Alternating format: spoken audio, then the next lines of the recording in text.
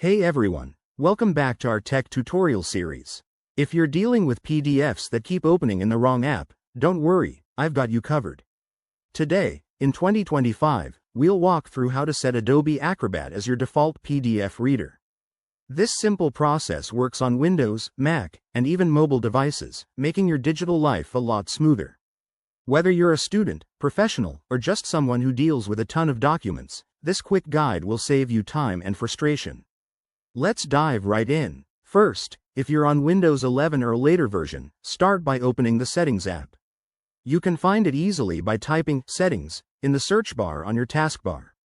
Once inside, navigate to Apps and then select Default Apps. Scroll down to Choose Default Apps by file type. Here, look for the .pdf extension, click on the current app associated with it, and from the list that pops up, select Adobe Acrobat.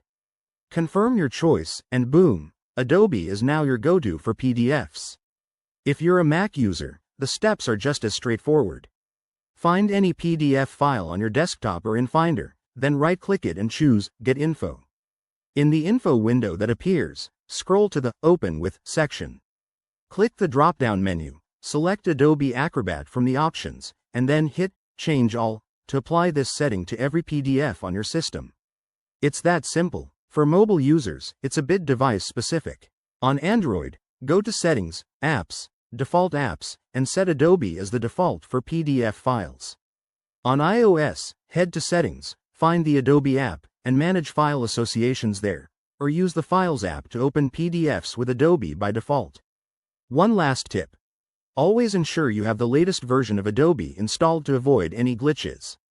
There you have it. That's how you make Adobe your default PDF reader in 2025. It's a game changer for productivity. If you found this helpful, hit that like button, subscribe for more tutorials, and let me know in the comments if you have any questions. Thanks for watching, and see you in the next video.